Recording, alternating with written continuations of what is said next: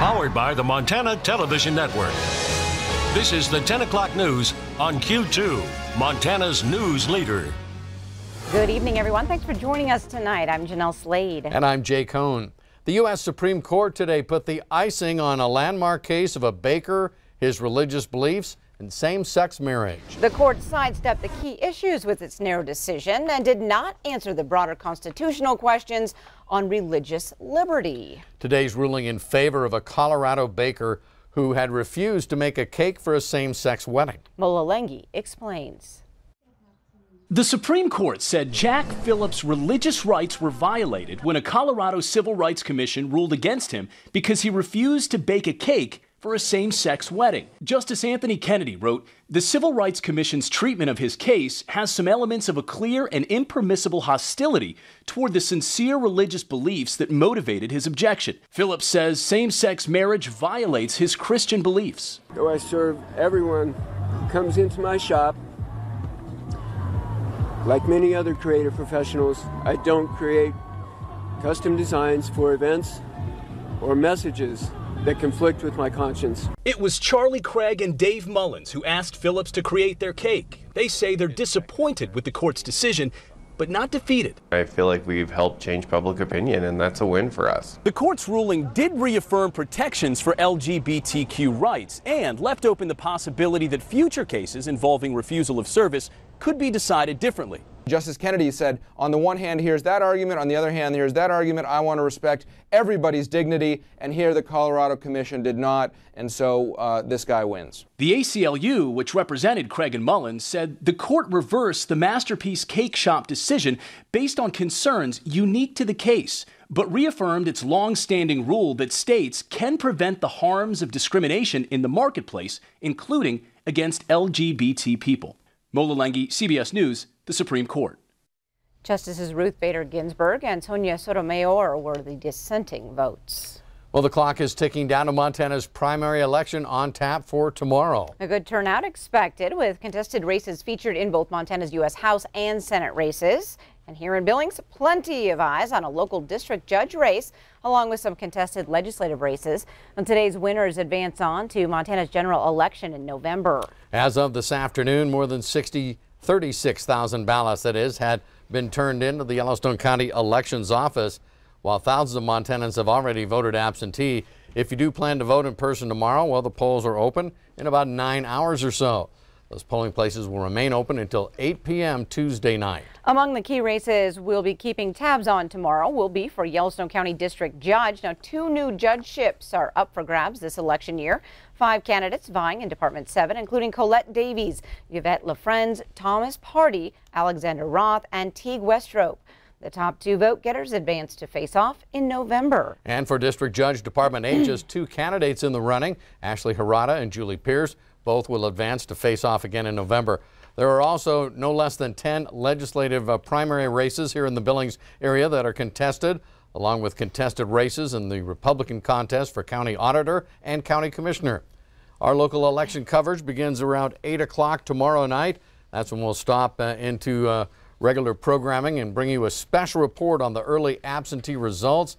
Then be watching for a special election night edition of the Q2 10 o'clock news. We'll have coverage from across the state, both on air and online. A Yellowstone Park employee seriously injured over the weekend during an encounter with a protective cow elk. Now, the victim, 51-year-old Charlene Triplett of Las Vegas, is an employee at the Mammoth Hot Springs Hotel, but was not working at the time. Park officials believe that cow elk was protecting her calf that was bedded down some 20 feet away. The elk reportedly reared up and kicked Triplett multiple times with its front legs, hitting her head, torso, and back. Due to the severity of her injuries, Triplett was flown to Idaho Falls for treatment. Now, following this attack, park rangers remained in that area to warn tourists. The elk herd at Mammoth is a popular attraction at the historic hotel, with the elk lounging on the hotel grounds and across the street at park headquarters and staff housing. While the elk appear to be quite docile, Yellowstone officials urge visitors to use caution not to get too close, especially during calving season. Now, park safety brochures urge visitors to stay at least 25 yards from all wild animals. In Helena, the state board that regulates barbershops and hair salons wants to prohibit dogs at all haircutting establishments in Montana unless those animals are service dogs. But at a hearing today in Helena, several barbers and stylists testified in opposition to the rule. The Board of Barbers and Cosmetologists proposed the rule earlier this spring, and today a hearings officer took testimony on the proposal. All 5 people who spoke out today were against the proposal.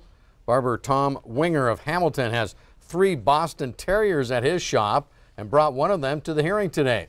He said no one has ever complained about his animals and says they are not a health problem. Hamilton hairstylist Janet Beer also testified against the rule. She told the board that after her daughter's death in a car accident 8 years ago, it was her daughter's dogs that gave her emotional support, helping her get through the tough times. Without those dogs, I would have lost my business. I would have gone bankrupt. I would have never been able to continue getting through work and healing emotionally. The customers love these animals, and I'm sure they do in everybody else's shop as well. The ones that don't are more than welcome to walk down the street to one of 2 places on my street alone that do not have an animal. Now, the full board hopes to be able to issue a ruling on this issue at its July 16th meeting in Helena. Turning to weather with Q2 Chief Forecaster Bob McGuire. Bob, it's safe to say we got drenched in the month of May. Yeah, it was one for almost the record books. It was not the wettest, but it was the way up there. Let me show you. We're going to go back and kind of do a wrap up and show you what happened with the month of May. Let's start off with a high temperature. It was 70.7 degrees. That was 3.2 degrees warmer than normal, or about the 19th warmest in the last 83 years. Meanwhile, let's show you what else has happened. We had 48.6 for the overnight low. That was the average low. That was 5 degrees warmer than normal. Now let's talk about precipitation. We wound up with 5.22 inches of precip. That was 3 inches above normal. Now, by the way, that was not the wettest. It was the 4th wettest on record. The wettest was 9.54 back in 2011, but this last May was also the wettest since that one in 2011. So there you have it. It's been a wet and warm month. Let's go back to you. All right. Thanks so much, Bob. In Guatemala, the race is on to find survivors after one of the country's volcanoes erupted and exploded Sunday. At least 60 people are dead, and the death toll will rise as rescue teams reach communities buried in molten rock. Kenneth Craig has the latest. The massive volcano eruption about 30 miles from Guatemala City sent ash high into the air and hot molten lava spewing into villages. People ran for their lives, but not everyone made it. This lady believes some of her family members are buried. Rescue teams are frantically searching for victims and working to reach communities covered in lava and mud. Survivors, some pulled from the ash, were rushed to hospitals. A still undetermined number of people are unaccounted for. AP correspondent Sonia Perez is in one of the hardest hit areas. The firemen say they still hear people screaming, but they couldn't go to help them because the mud is blocking the roads. More than 3,000 people were evacuated after the second explosion this year from the so-called volcano of fire. Kenneth Craig, CBS News. Now, the ash in the air there has forced the airport in Guatemala City to close. Meanwhile, in the Pacific, geologists say the molten rock flowing in Hawaii is the hottest they've ever detected, and it's moving fast, nearly 1/3 of a mile every hour. Take a look at this video for homeowners who did not get out before the lava moved in. Now the only way to get out is to be rescued. Now, that area of the Big Island is now without power, cell service, landlines, or water. The lava from the Kilauea volcano now covers more than 7.5 square miles. That's nearly 6 times as big as New York's Central Park. Geologists say the main crater at Kilauea's summit has been expanding as more than 500 earthquakes shook the area over a 24-hour period. Nearly 90 homes have been destroyed since the volcano started to erupt last month. Still to come on tonight's 10 o'clock news, it's a presidential walk down memory lane. We'll take you back to when KTVQ was the most protected building on the planet. Plus, the bald eagle may be the official bird of the U.S., but these eagles aren't allowed in the White House anytime soon. And later in sports tonight, Scott shares some hard-hitting news from the Big Sky Conference aimed at banning convicted student athletes.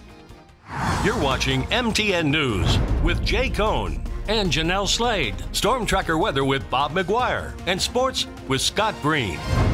This is the 10 o'clock news on Q2, Montana's news leader.